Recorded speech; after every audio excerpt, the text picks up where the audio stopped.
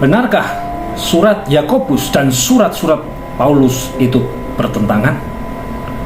Kalau kita membaca surat Yakobus dan kemudian kita membaca surat-surat Paulus, maka kita akan melihat bahwa kelihatannya bagian daripada surat Yakobus itu bertentangan dengan banyak bagian surat-surat Paulus. Maka ada beberapa hal yang memang perlu dimengerti untuk bisa memperdamaikan atau mengharmoniskan antara Paulus dan Yakobus ya. Yang pertama adalah adanya perbedaan tujuan. Di situ Paulus menuliskan suratnya untuk orang-orang yang terpengaruh oleh ajaran Yahudi yang menekankan bahwa keselamatan itu karena perbuatan baik. Bandingkan dengan Kisah Para Rasul 15 ayat yang pertama sampai dengan yang kedua, dikatakan di sana beberapa orang datang dari Yudea ke Antiokhia dan mengajarkan kepada saudara-saudara di situ, jikalau kamu tidak disunat menurut adat istiadat yang diwariskan oleh Musa, kamu tidak dapat diselamatkan. Tetapi Paulus dan Barnabas dengan keras melawan dan membantah pendapat mereka itu. Akhirnya ditetapkan supaya Paulus dan Barnabas serta beberapa orang lain dari jemaat itu pergi kepada rasul-rasul dan penatua-penatua di Yerusalem untuk membicarakan soal itu. Karena itu Paulus justru menekankan habis-habisan bahwa hanya imanlah yang menyebabkan kita diselamatkan, seperti yang bisa saudara baca di dalam Galatia 2 ayat 16-21, kemudian Efesus 2 ayat 8-9. Tetapi berbeda dengan Yakobus. Yakobus menulis kepada orang-orang yang sekalipun mengaku sebagai orang Kristen, tetapi hidupnya sama sekali tidak mirip dengan hidup orang Kristen. Karena itu ia justru menekankan perbuatan baik. Kemudian yang kedua itu adanya perbedaan penggunaan istilah pekerjaan atau perbuatan baik. Kalau Paulus menggunakan istilah ini, maka ia memaksudkannya sebagai sesuatu yang digunakan untuk menyelamatkan diri kita sendiri. Karena itu, maka ia berkata bahwa perbuatan baik tidak diperlukan. Karena yang menyebabkan kita selamat itu hanyalah iman. Tetapi kalau Yakobus menggunakan istilah ini, ia memaksudkannya sebagai akibat atau hasil dari keselamatan. Karena itu ia mengatakan bahwa perbuatan baik harus ada dalam diri orang Kristen. Kemudian istilah iman atau percaya. Kalau Paulus menggunakan istilah ini, maka ia menunjuk kepada iman kepada Yesus Kristus. Tetapi kalau Yakobus menggunakan istilah ini, maka ia memaksudkan pengakuan percaya dengan mulut. Itu bandingkan dengan ayat 14, dikatakan seorang mengatakan bahwa ia mempunyai iman. Kemudian istilah dibenarkan. Kalau Paulus menggunakan istilah ini, maka artinya adalah orangnya dibenarkan oleh Allah. Tetapi kalau Yakobus memakai istilah ini, maka maksudnya adalah pengakuan orang itu yang dibenarkan. Artinya apa? Pengakuannya benar atau tidak berdusta, tidak dusta. Jadi harus diperhatikan bahwa kita harus benar-benar membedakan arti dari istilah-istilah ini. Karena kalau tidak, maka kita akan betul-betul mendapatkan kontradiksi yang tidak terharmoniskan antara Yakobus dan Paulus.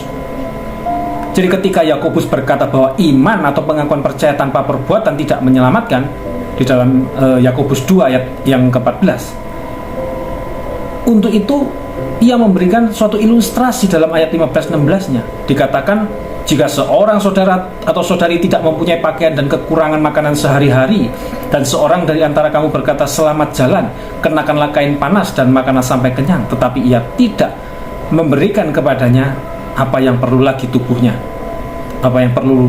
tubuhnya, apakah gunanya itu? Saya berpendapat bahwa dari ilustrasi yang digunakan oleh Yakobus ini terlihat bahwa ia tidak bermaksud untuk mengajarkan doktrin sesat salvation by work, keselamatan oleh perbuatan baik. Karena ilustrasi yang ia berikan intinya adalah kata-kata tanpa tindakan itu tidak ada gunanya. Jadi dalam realitanya pengakuan iman, bukan iman itu sendiri ya, tanpa tindakan atau perbuatan itu tidak ada gunanya. Kemudian Yakobus juga berkata bahwa iman seperti itu adalah mati atau kosong. Dalam Yakobus 2 ayat 17, 20 dan ayat 26 dikatakan di sana, ayat yang ke-17, demikian juga halnya dengan iman. Jika iman itu tidak disertai perbuatan, maka iman itu pada hakikatnya adalah mati. Ayat yang ke-20, hai manusia yang bebal, maukah engkau mengakui sekarang bahwa iman tanpa perbuatan adalah iman yang kosong? Kemudian ayat 26, sebab seperti tubuh tanpa roh adalah mati, demikian jugalah iman tanpa perbuatan adalah mati. Ini tidak berarti bahwa mula-mula imannya itu ada lalu menjadi mati. Tidak berarti seperti itu. Tapi artinya adalah bahwa pengakuan orang itu adalah pengakuan yang kosong. Dan ini jelas menunjukkan bahwa orang itu sebetulnya sama sekali tidak mempunyai iman. Karena itu imannya tidak bisa ditunjukkan. Bandingkan dengan ayat yang ke-18 dikatakan di sana, tetapi mungkin ada orang berkata, padamu ada iman dan padaku ada perbuatan. Aku akan menjawab dia, tunjukkanlah kepadaku imanmu itu tanpa perbuatan, dan aku akan menunjukkan kepadamu imanku itu dari perbuatan-perbuatanku. Dalam ayat 18 ini Yakobus membandingkan dua orang. Orang yang pertama yaitu Yakobus sendiri ya, yang mempunyai iman dan perbuatan.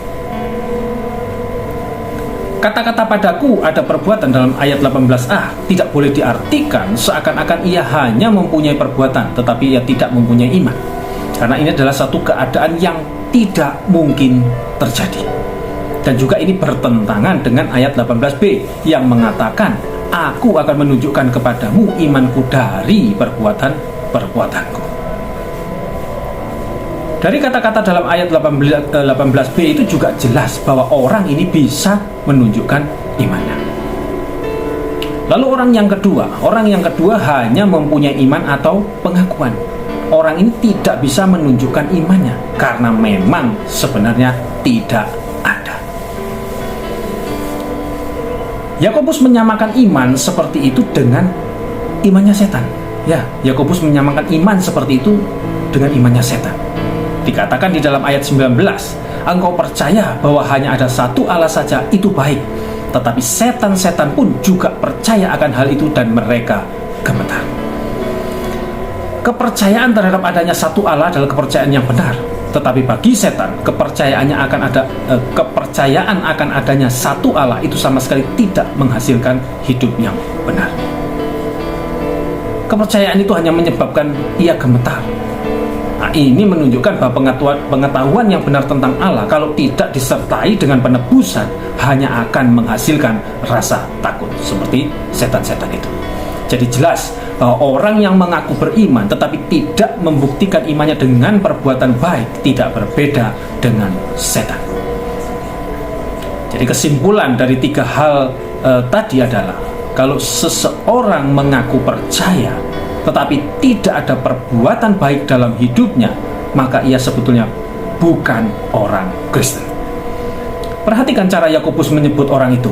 Ia tidak pernah menyebutnya sebagai saudara, tetapi ia menyebutnya sebagai seseorang, ayat 14 ya, atau menyebutnya sebagai orang dalam ayat 18, atau menyebut sebagai manusia dalam ayat 20. William Hendrickson berkata, perbuatan baik tidak pernah menyelamatkan siapapun, tetapi tanpa perbuatan baik tidak seorang pun mempunyai hak untuk mengklaim bahwa ia adalah orang Kristen. Apakah iman saudara sudah terbukti dengan adanya perbuatan-perbuatan baik? Kalau sudah, puji Tuhan, saudara adalah orang Kristen sejati. Teruslah berusaha untuk menyucikan diri saudara.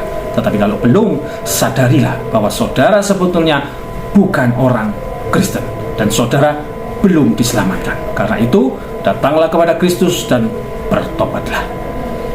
Oke, baik. Semoga itu tadi dapat menjawab segala kebingungan saudara selama ini. Kiranya dapat dipahami dan menjadi pencerahan bagi kita semua. Amin. Tuhan Yesus memberkati. Shalom.